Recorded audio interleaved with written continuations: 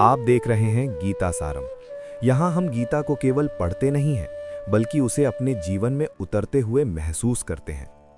जब जीवन की गति बहुत तेज हो जाती है, जब बाहर सब कुछ चलता रहता है लेकिन भीतर कुछ ठहर जाता है, तब श्री कृष्ण हमें ध्यान का मार्ग दिखाते हैं। आज हम श्रीमद् भगवद गीता के उस अध्याय में प्रवेश कर रहे हैं जहां बाहरी युद्ध से अधिक भीतर की यात्रा शुरू होती है। ये अध्याय है ध्यान योग, जहां मन को जीतने की बात होती है, न कि संसार को। कुरुक्षेत्र की भूमि पर अर्जुन अब पहले जैसा विचलित नहीं था। कर्म का अर्थ, ज्ञान की गहराई और समर्पण का भाव वो समझ चुका था, लेकिन फिर भी उसके भीतर एक सूक्ष्म बेचैनी शेष थी। अर्जुन जान चुका था कि जब तक मन अशांत है, तब तक कोई भी ज्ञान स्थिर नहीं हो सकता। वो ये समझने लगा था कि सबसे कठिन युद्ध शस्त्रों से नहीं, बल्कि विचारों से लड़ा जाता है। तभी वो श्री कृष्ण से पूछता है कि हे केशव, मन को कैसे साधा जाए, क्योंकि यही मन कभी मित्र बन जाता है और कभी सबसे बड़ा शत्रु। श्री कृष्ण अर्जुन को अत्यंत सरल लेकिन गहरे शब्दों में उत्तर देते हैं। वे कहते हैं कि सच्चा सन्यासी वो नहीं है जो कर्म छोड़ देता है, बल्कि वो है जो कर्म करते हुए भी फल की आसक्ति छोड़ देता है। जिसने अपने कर्तव्य को बोझ नहीं बल्कि सेवा बना लिया, वही वास्तव में योगी है। ध्यान योग का आरंभ यहीं से होता है।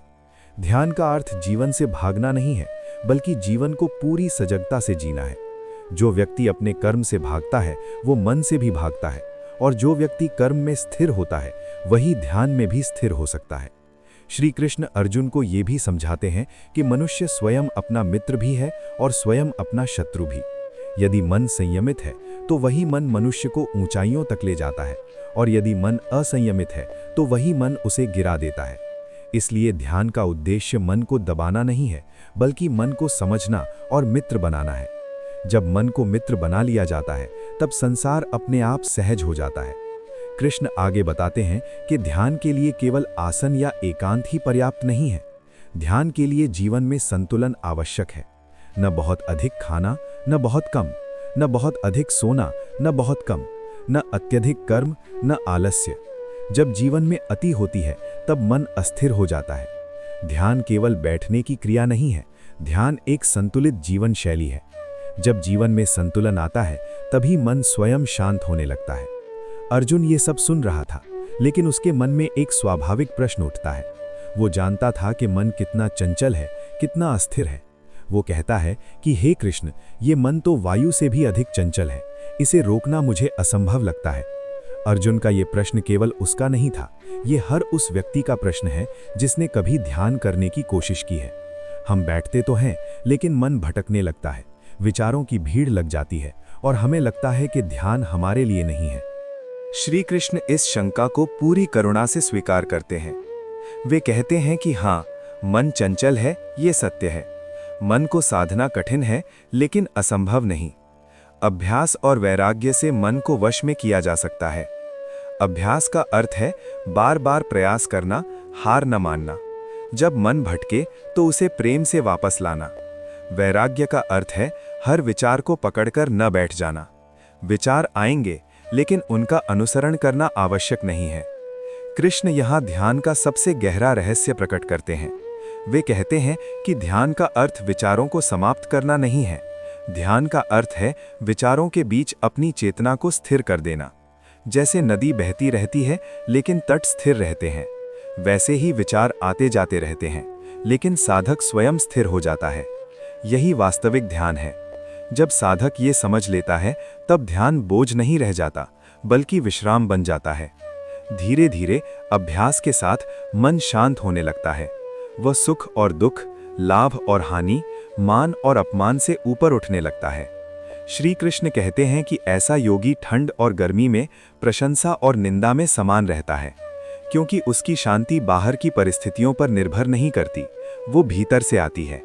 ऐसी शांति स्थायी होती है।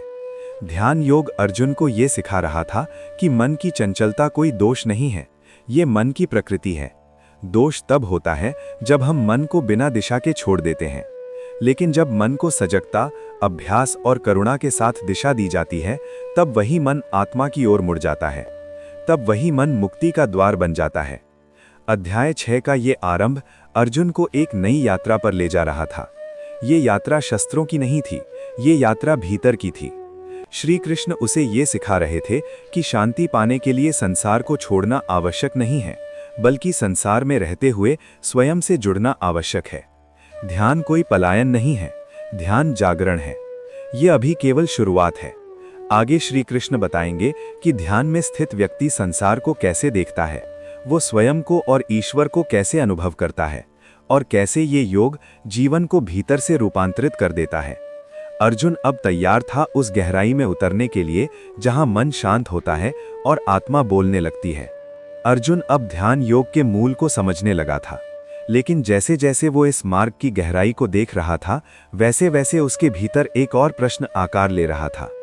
वो समझ चुका था कि ध्यान केवल बैठने की प्रक्रिया नहीं है, बल्कि मन को साधने की यात्रा है। फिर भी उसे ये स्वीकार करने में संकोच नहीं था कि मन कितना अस्थिर है। श्री कृष्ण इस अस्थिरता को कमजोरी नहीं मानते, बल्कि मनुष्य होने की स्वाभाविक अवस्था मानते हैं। वे अर्जुन को बताते हैं कि मन का भटकना कोई विफलता नहीं है। विफलता तब होती है जब हम भटकने के बाद लौटना छोड़ देते हैं। श्री कृष्ण कहते हैं कि अभ्यास का वास्तविक अर्थ यही है, मन को बार बार वापस लाना। जैसे एक माता अपने बच्चे को चलना सिखाती है, बच्चा बार बार गिरता है, लेकिन माता उसे डांटती नहीं, बल्कि सहारा देती है। उसी प्रकार साधक को भी अपने मन के साथ व्यवहार करना चाहिए। जब मन भटके तो उसे कठोरता से नहीं, करुणा से वापस लाना चाहिए। ध्यान में प्रगति बल से नहीं, प्रेम से होती है। यही कारण है कि ध्यान योग में धैर्य सबसे बड़ा साधन है। कृष्ण आगे बताते हैं कि जो व्यक्ति ध्यान में स्थित हो जाता है, उसका जीवन बाहरी परिस्थितियों से कम प्रभावित होने लगता है। उसके लिए सुख और दुख केवल अनुभव बन जाते हैं, पहचान नहीं। वो ये समझने लगता है कि दुख स्थायी नहीं है और सुख भी अंतिम सत्य नहीं है। ये समझ उसे भीतर से संतुलित बनाती है। श्री कृष्ण कहते हैं कि ऐसा योगी मिट्टी, पत्थर और सोने को समान दृष्टि से देखता है। इसका अर्थ ये नहीं है कि वो संसार से कट जाता है, बल्कि ये कि संसार उसे बांध नहीं पाता। ध्यान योग में स्थित व्यक्ति का मन धीरे धीरे समत्व को प्राप्त करता है।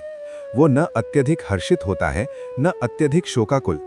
ये समत्व उदासीनता नहीं है, बल्कि गहरी जागरूकता है। श्री कृष्ण अर्जुन को बताते हैं कि जब मन शांत होता है, तभी आत्मा स्पष्ट दिखाई देती है।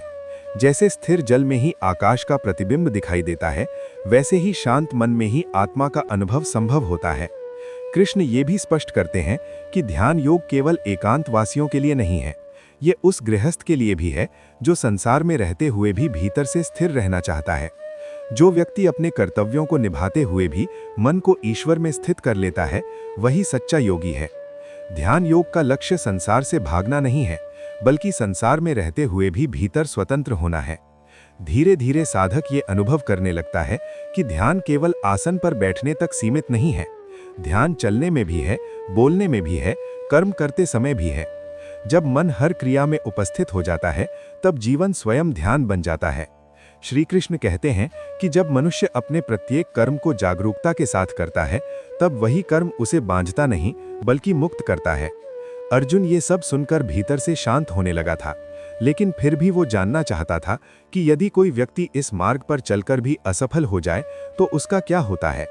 ये प्रश्न आज के हर साधक का प्रश्न है। अगर ध्यान में निरंतरता न बन पाए, अगर मन बार बार टूट जाए, तो क्या ये यात्रा व्यर्थ हो जाती है? श्री कृष्ण इस प्रश्न को अत्यंत करुणा के साथ स्वीकार करते हैं। वे कहते हैं कि इस मार्ग पर किया गया कोई भी प्रयास कभी नष्ट नहीं होता। ध्यान योग में किया गया प्रत्येक छोटा सा प्रयास भी आत्मा में अंकित हो जाता है। यदि साधक इस जीवन में पूर्णता तक न भी पहुंच पाए, तो भी उसका अभ्यास व्यर्थ नहीं जाता। श्री कृष्ण बताते हैं कि ऐसा साधक अगले जीवन में वहीं से आगे बढ़ता है जहां उसने छोड़ा था। इसका गहरा अर्थ ये है कि आत्मिक यात्रा कभी टूटती नहीं, वो केवल स्थगित होती है। कृष्ण अर्जुन को ये विश्वास दिलाते हैं कि ईश्वर किसी भी साधक को अधूरा छोड़ता नहीं है। जो व्यक्ति सच्चे भाव से इस मार्ग पर चलता है, वो चाहे धीरे चले, लेकिन वो सुरक्षित चलता है। ध्यान योग कोई प्रतियोगिता नहीं है, ये तुलना का विषय नहीं है। ये आत्मा और परमात्मा के बीच का संवाद है, और इस संवाद में गति से अधिक सच्चाई महत्वपूर्ण होती है। ध्यान में स्थित व्यक्ति धीरे धीरे ये अनुभव करता है कि ईश्वर कोई बाहर की सत्ता नहीं है, ईश्वर उसकी अपनी चेतना का विस्तार है। जब मन शांत होता है तब वो इस चेतना को अपने भीतर महसूस करने लगता है। श्री कृष्ण कहते हैं कि जो योगी सभी प्राणियों में स्वयं को और स्वयं में सभी प्राणियों को देखता है, वही सच्चे अर्थों में स्थित प्रज्ञ होता है। ये दृष्टि भेद को मिटा देती है और करुणा को जन्म देती है। अर्जुन अब ये समझने लगा था कि ध्यान योग केवल व्यक्तिगत शांति का मार्ग नहीं है, बल्कि ये समस्त जीवन को रूपांतरित करने की प्रक्रिया है।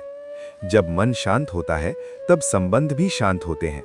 जब भीतर संघर्ष कम होता है तब बाहर भी संघर्ष कम होने लगता है।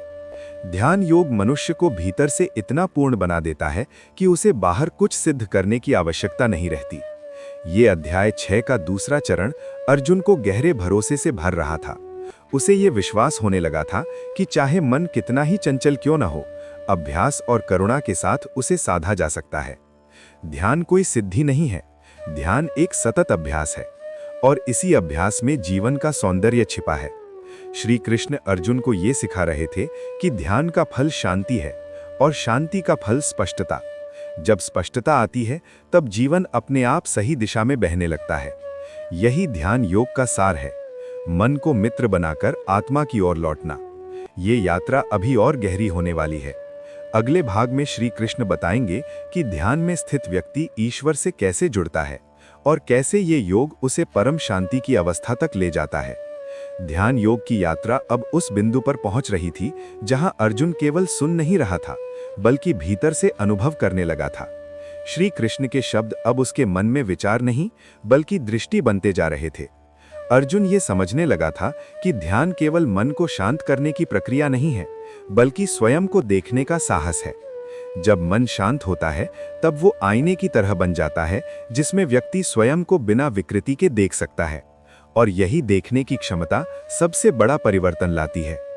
श्री कृष्ण कहते हैं कि ध्यान में स्थित व्यक्ति धीरे धीरे स्वयं के भीतर एक ऐसे आनंद को अनुभव करता है जो किसी बाहरी वस्तु पर निर्भर नहीं होता।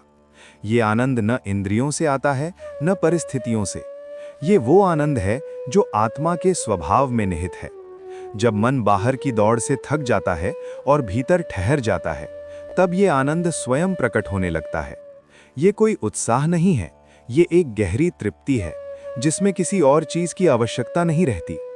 कृष्ण अर्जुन को बताते हैं कि जब योगी इस अवस्था में स्थित हो जाता है तब वो बड़े से बड़ा दुख आने पर भी भीतर से विचलित नहीं होता, क्योंकि वो जान चुका होता है कि दुख भी एक अवस्था है, कोई अंतिम सत्य नहीं। श्री कृष्ण कहते हैं कि जिस सुख को आत्मा में पाया जाता है उसके सामने बाहरी दुख अपनी शक्ति खो देता है। ये वो स्थिति है जहां व्यक्ति संसार में रहते हुए भी संसार से परे अनुभव करता है। ध्यान योग में स्थित व्यक्ति का दृष्टिकोण बदल जाता है। वो जीवन की घटनाओं को व्यक्तिगत आघात की तरह नहीं देखता, बल्कि प्रक्रिया की तरह देखता है। जो घट रहा है वो उसे तोड़ने नहीं, सिखाने आ रहा है। ये समझ उसके भीतर स्थिर हो जाती है। इसी समझ के कारण वो न तो अत्यधिक दुखी होता है न अत्यधिक उत्साहित। ये संतुलन उदासीनता नहीं है, बल्कि गहरी परिपक्वता है। श्री कृष्ण आगे बताते हैं कि ध्यान में स्थित व्यक्ति सभी प्राणियों में एक ही चेतना को देखता है। उसके लिए कोई पराया नहीं रहता। वो दूसरों के सुख में अपना सुख और दूसरों के दुख में अपना दुख देखने लगता है। ये करुणा किसी नियम से नहीं आती, ये अनुभूति से आती है। जब भीतर का विभाजन समाप्त होता है तब बाहर का विभाजन भी अर्थहीन हो जाता है। अर्जुन अब ये समझने लगा था कि ध्यान योग केवल व्यक्तिगत मुक्ति का मार्ग नहीं है, बल्कि ये संबंधों को भी शुद्ध करता है। जब मन शांत होता है तब प्रतिक्रिया की जगह उत्तर जन्म लेता है। तब व्यक्ति क्रोध में नहीं बोलता, भय में निर्णय नहीं लेता और अहंकार में कर्म नहीं करता। ध्यान मनुष्य को इतना सजग बना देता है कि वो अपने शब्दों और कर्मों की जिम्मेदारी लेने लगता है। कृष्ण अर्जुन को ये भी बताते हैं कि ध्यान योग में सबसे बड़ी बाधा आलस्य और असंयम है। जो व्यक्ति अनुशासन के बिना ध्यान करना चाहता है वो अधिक देर तक टिक नहीं पाता। लेकिन अनुशासन का अर्थ कठोरता नहीं है। अनुशासन का अर्थ है नियमितता।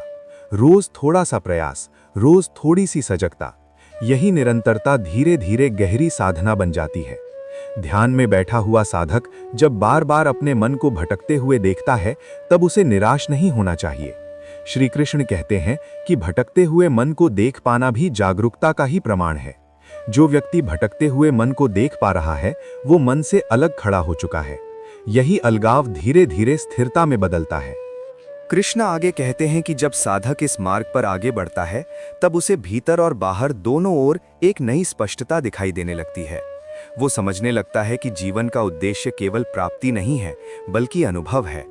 जो व्यक्ति हर क्षण को पूरी सजगता से जीता है उसके लिए जीवन बोझ नहीं रहता, वो एक यात्रा बन जाता है। ध्यान योग साधक को ये भी सिखाता है कि सुख की खोज बाहर नहीं भीतर करनी चाहिए। बाहर की उपलब्धियां केवल क्षणिक संतोष देती हैं, लेकिन भीतर की शांति स्थायी होती है। श्री कृष्ण कहते हैं कि जो व्यक्ति भीतर स्थित हो जाता है उसे बाहर कुछ जोड़ने की आवश्यकता नहीं रहती। वो पूर्णता को अनुभव करता है, भले ही परिस्थितियां अपूर्ण हों। अर्जुन अब ये अनुभव करने लगा था कि ध्यान योग उसे युद्ध से दूर नहीं कर रहा, बल्कि उसे युद्ध के लिए भीतर से तैयार कर रहा है। अब वो जान चुका था कि स्थिर मन के साथ किया गया कर्म कभी भी विनाशकारी नहीं होता। ध्यान कर्म को कमजोर नहीं करता, बल्कि उसे सही दिशा देता है। यही कारण है कि गीता ध्यान को जीवन से अलग नहीं करती, बल्कि जीवन का आधार बनाती है। श्री कृष्ण कहते हैं कि जो योगी इस मार्ग पर चलता है वो संसार में रहते हुए भी संसार का भार नहीं ढोता। उसके कर्म हल्के हो जाते हैं, क्योंकि उसके भीतर कोई आग्रह नहीं रहता। वो करता है लेकिन चिपकता नहीं, वो प्रेम करता है लेकिन बांधता नहीं, वो दुख देखता है लेकिन टूटता नहीं। ध्यान योग के इस चरण में अर्जुन को ये स्पष्ट हो गया था कि शांति कोई लक्ष्य नहीं है, शांति एक अवस्था है। और ये अवस्था अभ्यास से आती है, समझ से आती है और सबसे अधिक स्वीकार से आती है। स्वयं को जैसा है वैसा स्वीकार करना ही ध्यान की सबसे गहरी भूमि है। ये अध्याय 6 का तीसरा भाग अर्जुन को उस स्थिति के निकट ले आया था जहां मन शांत हो जाता है और आत्मा स्पष्ट दिखाई देने लगती है। अभी एक अंतिम गहराई शेष थी जहां श्री कृष्ण बताएंगे कि ये योग साधारण मनुष्य के लिए भी संभव है और कैसे अंततः ये ध्यान योग व्यक्ति को परम शांति तक ले जाता है। ध्यान योग की यात्रा अब अपने अंतिम चरण में प्रवेश कर रही थी। अर्जुन अब केवल प्रश्न पूछने वाला योद्धा नहीं रहा था, वो एक ऐसा साधक बन चुका था जो अपने भीतर उठने वाले हर भाव को देख पा रहा था। फिर भी उसके मन में एक अंतिम चिंता शेष थी। वो जानना चाहता था कि यदि कोई व्यक्ति इस कठिन ध्यान मार्ग पर पूरी तरह सफल न हो पाए, यदि साधना बीच में टूट जाए, तो क्या उसका प्रयास व्यर्थ हो जाता है? ये प्रश्न केवल अर्जुन का नहीं था, ये हर उस मनुष्य का प्रश्न है जो आत्मिक मार्ग पर चलता है और कभी-कभी स्वयं को अस्थिर पाता है।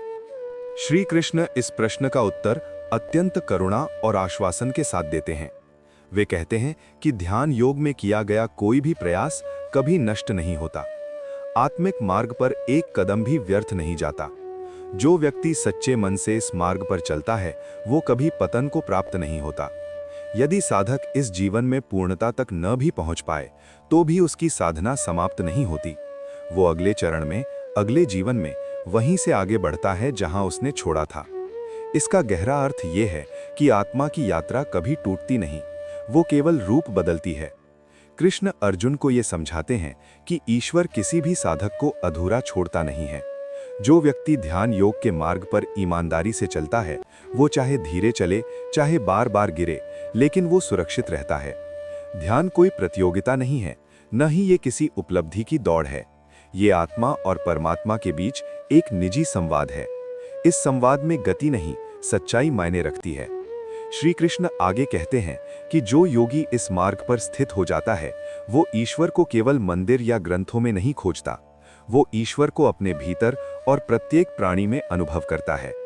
ऐसा योगी सभी प्राणियों के सुख दुख को अपना सुख दुख मानता है।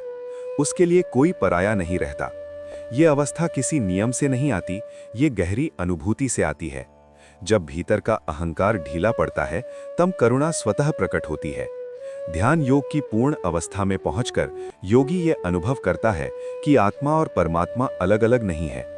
जो चेतना उसके भीतर है वही चेतना समस्त ब्रह्मांड में व्याप्त है। ये अनुभूति शब्दों से परे होती है। यहाँ कोई सिद्धांत नहीं रहता, केवल अनुभव रहता है। श्री कृष्ण कहते हैं कि यही वो अवस्था है जहाँ मनुष्य परम शांति को प्राप्त करता है। ये परम शांति किसी विशेष परिस्थिति पर निर्भर नहीं करती, वो सुख में भी बनी रहती है और दुख में भी। योगी जानता है कि परिस्थितियां बदलती रहती हैं, लेकिन चेतना स्थिर रहती है। यही स्थिरता ध्यान योग का अंतिम फल है। यह स्थिरता मनुष्य को जीवन के हर संघर्ष में संतुलित रखती है। अर्जुन अब यह स्पष्ट रूप से समझ चुका था कि ध्यान योग उसे संसार से दूर नहीं कर रहा, बल्कि संसार में रहते हुए भीतर से स्वतंत्र बना रहा है। अब वो जान चुका था कि कर्म करते हुए भी शांति संभव है और शांति में रहते हुए भी कर्म संभव है। यही गीता का संतुलित मार्ग है। ध्यान और कर्म एक दूसरे के विरोधी नहीं हैं, बल्कि एक दूसरे के पूरक हैं। श्री कृष्ण अर्जुन को ये भी बताते हैं कि ध्यान योग साधारण मनुष्य के लिए भी उतना ही संभव है जितना किसी महान तपस्वी के लिए। इसके लिए जंगल जाना आवश्यक नहीं है, बल्कि अपने मन के भीतर ईमानदारी लाना आवश्यक है। रोज थोड़ा सा ध्यान, थोड़ा सा संयम, थोड़ा सा आत्मनिरीक्षण, यही धीरे धीरे गहरी साधना बन जाता है। जब ध्यान जीवन का हिस्सा बन जाता है, तब जीवन बोझ नहीं रहता। तब समस्याएं आती हैं, लेकिन वे व्यक्ति को तोड़ती नहीं हैं। तब असफलताएं मिलती हैं, लेकिन वे पहचान नहीं बनती। तब सुख आता है, लेकिन वो अहंकार नहीं बनता। ये संतुलन ही ध्यान योग की सबसे बड़ी उपलब्धि है। अध्याय 6 का समापन इसी विश्वास के साथ होता है कि जो व्यक्ति श्रद्धा, संयम और अभ्यास के साथ इस मार्ग पर चलता है, वही सर्वोच्च योगी है। न वो जो केवल ज्ञान की बातें करता है, न वो जो केवल कर्म में डूबा रहता है, बल्कि वो जो अपने मन को साध कर जीवन को सजगता से जीता है। अब अर्जुन के भीतर वो स्थिरता आ चुकी थी जिसकी उसे तलाश थी। उसका मन अब पहले जैसा चंचल नहीं था। वो जान चुका था कि मन को पूरी तरह शांत करना लक्ष्य नहीं है, बल्कि मन के साथ जागरूक रहना ही वास्तविक साधना है।